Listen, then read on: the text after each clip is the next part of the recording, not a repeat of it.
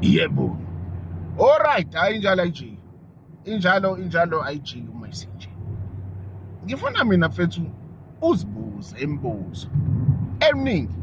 Number 1 izulu asitolikwa ngithi. Siyatolikwa mfethu izulu. Hayi. Ake sikhulume ngalento ekuthiwa umkhokha. Before ngifike kwilento ekuthiwa umkhokha, it was given a name because it was an act. It was something that was done.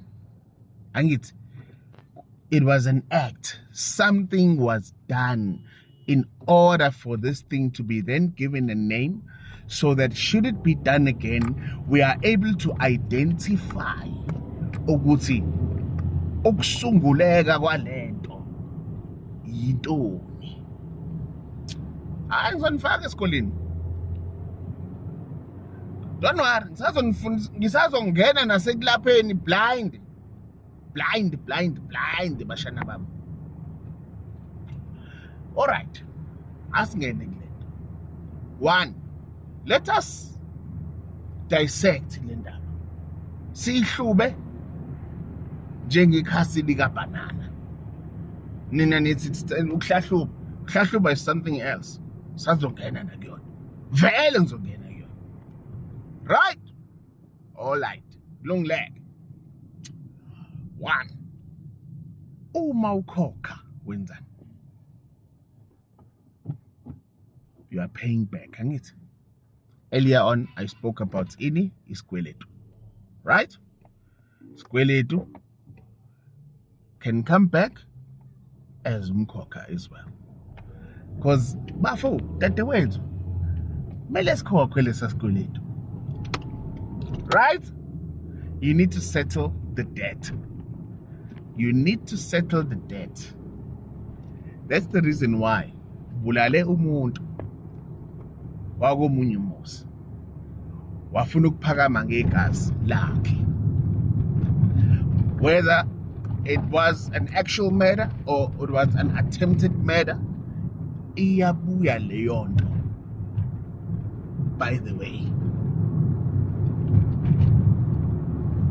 This thing comes back and stays wena, iba ingcaba ehlala kwena, right? Because unesikweletu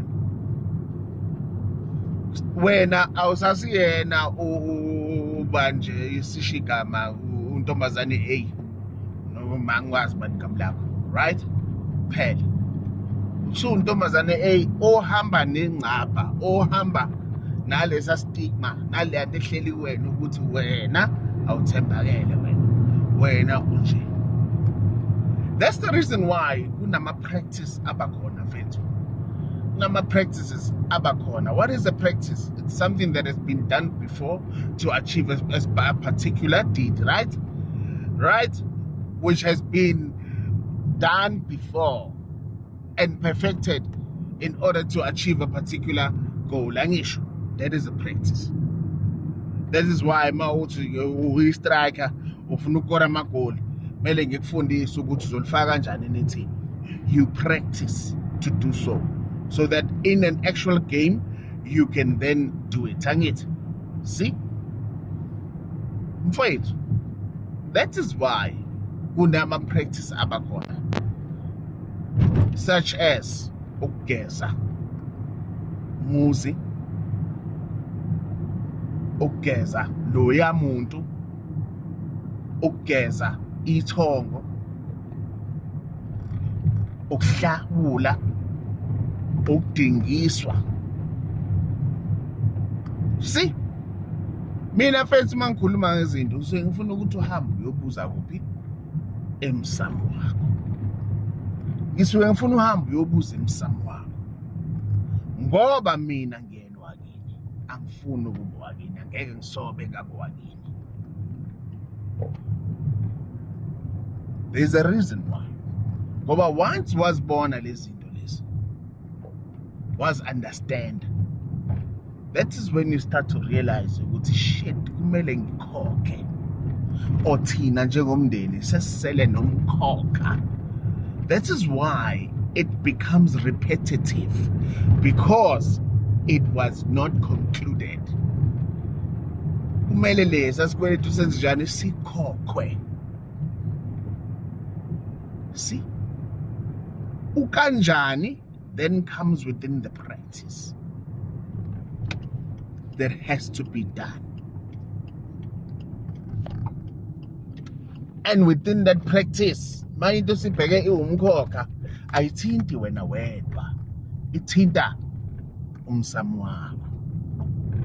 That is why it will affect wonke umuntu oyigazi lakho after that, because yinto esisele emsamo, into yomsamo isidinga thina sonke. That is why maseniphelele bese kuthiwa hambani ke niyothatha impahla ebese niyoyibulala laphayana ngaphandle kwegceke ebese nenze njani, niyageza ngayo leyo mpahla bese nenza a practice ethize so that kuzovalwa lo yamkhokha. Ngani? Ngensipho yethu thina abantu abamnyama. Kunani leyo nsipho? Yintoni?